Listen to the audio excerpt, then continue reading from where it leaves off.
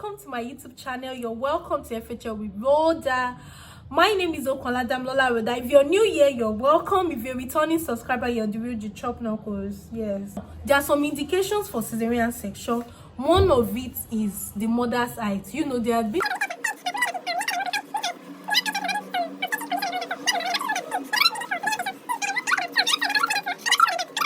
now another thing I'm talking that could be indication for Caesarian section is fetal malpresentation. No, the normal presentation of the baby should be cephalic, but if the baby is now coming like breech or transverse, then it is malpresentation. So you don't want to, some people who want to bet baby that's like is coming with buttocks. Yes, we've seen cases like that, but it's a risk. Why not just go through something that is not a risk and you're fine? You're fine, your baby is fine. The next 2-3 years you can bet another child, even with Caesarian section, if you have enough expert management.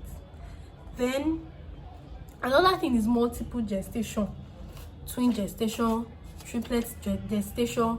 Caesarian section is always advised. They can give birth. None of these things I'm saying, it's not as if they can't birth themselves, but I'm giving you the best option.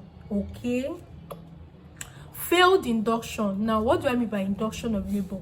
Maybe for someone that is, for someone that is term, like for a term pregnancy now, say 39-40 weeks, and the labor has not set in like 41, and labor has not commenced 42 weeks sometimes, although the 42 is getting to postdatism. So now labor has not started, contraction has not started, and that kind of situation you may want to induce their labor to see if labor would happen and continue and progress.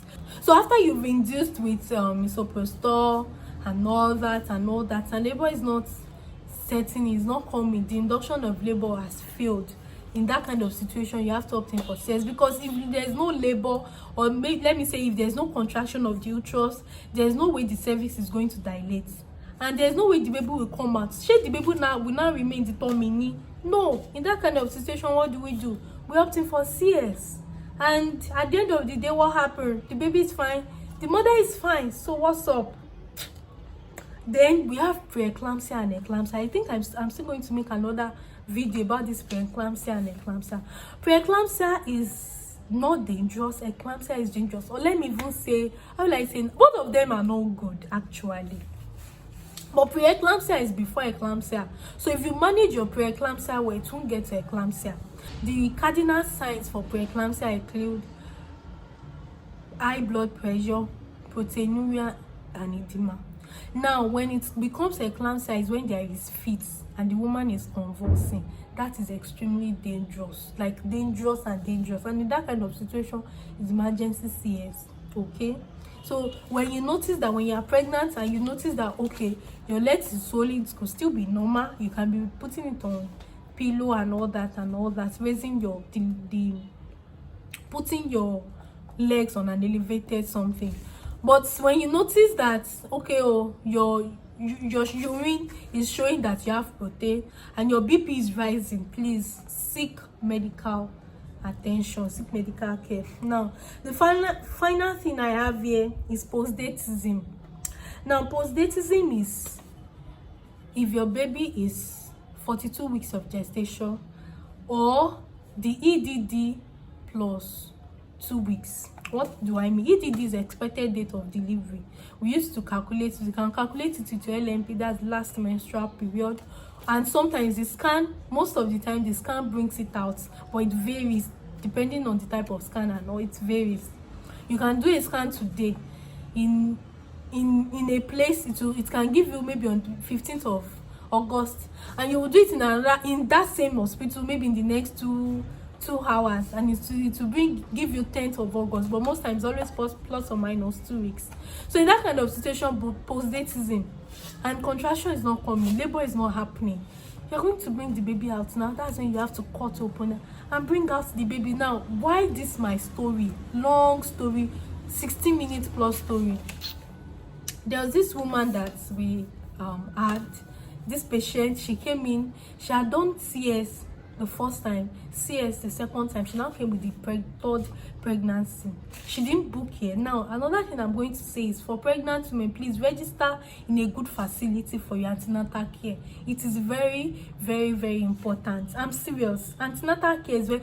Normally, we are supposed to be having prenatal care. Before you even think of getting pregnant, there should be prenatal care, antenatal care, and postnatal care. But in Nigeria, I don't know how many hospitals does the pre and post. But if you can get it, please do it. Now, so as I was saying, please register in a good facility when you're pregnant. So this woman, she did not book here. Although the second pregnancy she had surgery done in my facility where I'm currently working. And she came with the third pregnancy.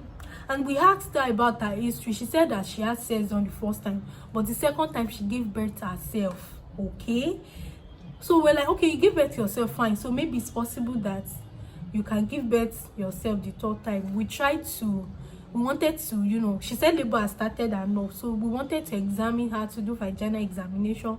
That was when we realized that the vulva region is odematous, like the labia major, very, very big, very, very odematous.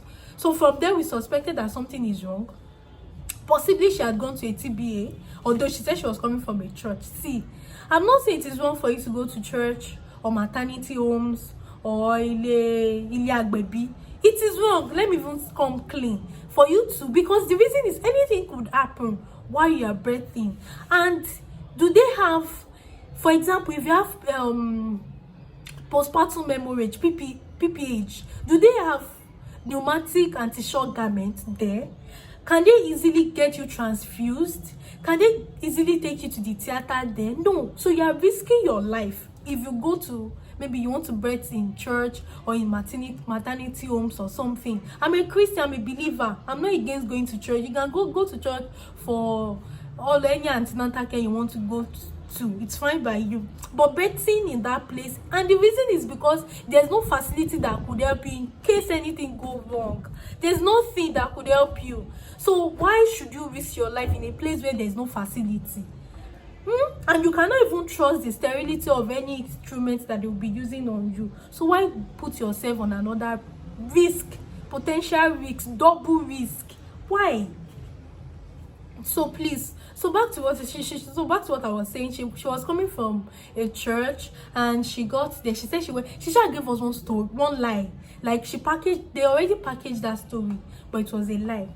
So we admitted that. Eventually, we asked them to do a scan. The baby was dead, gone. So she came here as IUFD, that's intrauterine fetal death, because the baby had already died inside the uterus. So while on admission, that was when maybe she saw someone from her tribe that knew her, blah blah blah, and that person is a worker in the hospital. So it was that person that now narrated to us that she had done CS twice, and this third time they were trying to make her deliver by herself. They had already done a lot of things and all that, and she did not come clean. And as at that time, we're now asking her, in short, long story cut short, the baby's dead. The chances of her survival is very slim, because as at that time, before they referred her, she was already having respiratory distress. Now, if she had already come, I think, yeah, they told her that the lie of the baby was breech presentation. And imagine, you had done CS twice. The current pregnancy, the lie is breech presentation. The current pregnancy, the lie is breech presentation, and you still wanted to deliver by yourself. Why do you want to kill yourself? Uterine rupture is real. Why do you want to kill yourself? Fetal distress is real. What I believe happened was that maybe the fetus was distressed, and most of those maternity homes, they don't have anything to monitor the breathing of the baby. So what's up? So please, so now the whole summary, the conclusion of the whole matter is that whichever birthing method you are advised, please know that it is for the best of your baby and yourself, and you should not run away. Most people will tell them elective CS, come so day for elective, they will run away. It's not about now. This one is not about financial constraint or anything, no. most of them, they would go to TBAs, traditional birth attendants, and they would want those people to assist them in their it may work for Mrs. A, it may not work for you, you understand? So please, maternal mortality rate is high. Let's bring that value down, okay? So please, what makes us superwoman is the ability for us to be able to birth a live baby. Yes, carry it for 9 months and birth a live baby. That makes us superwoman. We're able to bring up a new, living, strong, healthy human being, and that's the most important thing, irrespective of the mode of delivery, either it is by cesarean section or by labor. So my dear, so I hope with this a lot of points of mine have been able to convince and not confuse you that cesarean section is not a death sentence, cesarean section is not a no, cesarean section is not a taboo, cesarean section is not a sin, and cesarean section does not make you less of a woman. It even makes you a stronger superwoman. Thank you so much. I hope you've been able to learn one thing or the other. Really, that's the essence of this video, beyond the talking and the gisting and everything. I hope you've learned one thing or the other, because that's the aim. If you did not learn, 23 minutes is gone. Yeah, but I hope you learned something and inform others, educate others. If you have any question, please feel free to ask. I will drop my email so that you can send me some personal questions that you can ask on the comment section. And if you actually enjoyed this video, you can give me a thumbs up by liking, and you can comment. Please share to your friends. If you are yet to subscribe, please subscribe to my channel. Thank you so much for coming. God bless you. I really appreciate you. So till the next time we are meeting, stay safe, have a good day. Bye.